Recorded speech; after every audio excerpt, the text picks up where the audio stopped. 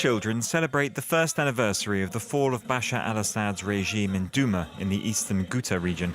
In this rebel stronghold, which paid a high price for their opposition, what was not bombed was in many cases expropriated. Faris Mayasa is a former detainee of Sednaya prison. I'll show you the flat I bought during the revolution. The previous owner resold it when I was in detention.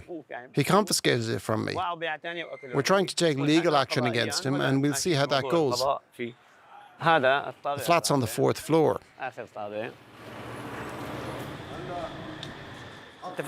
He told me, when you were in prison, I thought you were going to die. That's why I sold the flat. It should be my home. It's like seeing something and not being able to touch it. It would be a dream to move in. Faris is not alone. From 2012 to 2018, eastern Ghouta was in the hands of the rebels. Then, when the regime regained control of the territory, all property transactions carried out during the opposition's rule were cancelled. This former detainee now works as a salesman in this small grocery shop.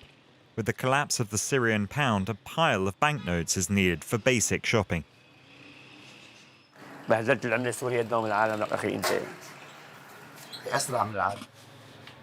Daily life is a struggle to survive for Faris and his son. Sometimes I think I would have preferred to stay in prison because I feel so strangled by everyday needs. Unable to live in his home, Faris and his family are forced to rent a flat. We pay the rent by cutting back on our children's health and education. My main concern is paying them €100 rent. It's breaking my back. To ensure a better future for his children, Faris has one last hope: the Duma Reconciliation Council, the first of its kind in Syria. He was in Sednaya. He was in Egypt. He was displaced to the north. People are coming from everywhere. People are returning to Duma. I hope we will be able to rebuild our country. Here, local dignitaries and lawyers attempt to settle disputes amicably. When you were in prison, did your family try to see the owner and get the flat back? Yes, they tried. We will try to reach an agreement and do you justice. They're doing their best, but not everything is in their power. All these cases involve expropriations and flats that have been resold several times. We formed this council after the fall of Assad because the courts were in ruins. It also helps facilitate the return of displaced people. It's impossible to develop urban planning or renovate buildings without proof of ownership. The Assad regime disrupted all notions of land, housing and property through its laws.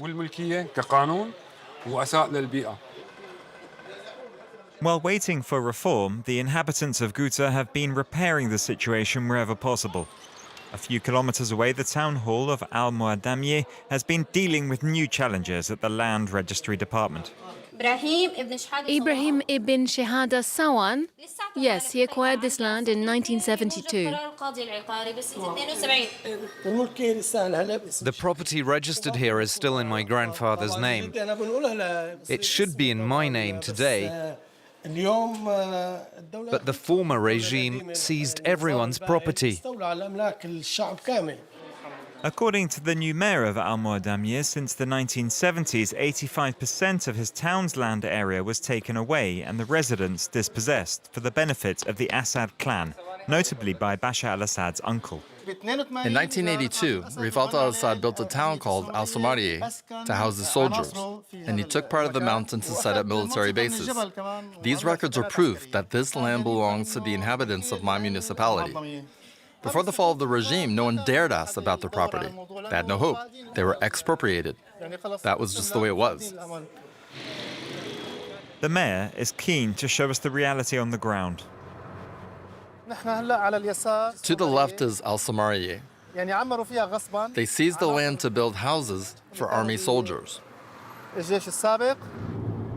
In the city, as in agricultural areas, landowners received little compensation in return, or nothing at all. This whole area was seized by the state. Before, we could never have come here. But now, thank God, We can come and see all of this land.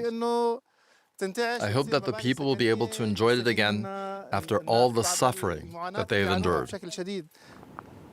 But part of this land is still inhabited today by the families of former regime loyalists, such as this Alawite woman from Samaria.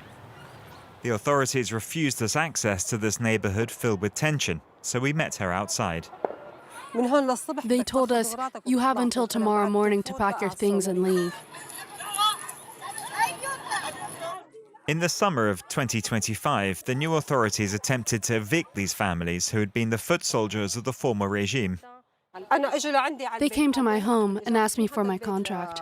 I showed it to them and they said they didn't recognize it and that we had until the next day to leave. I couldn't leave the house. I had nowhere to go.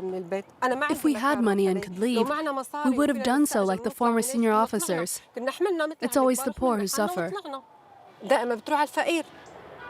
Faced with pressures of this sort, many residents of Samaria have fled.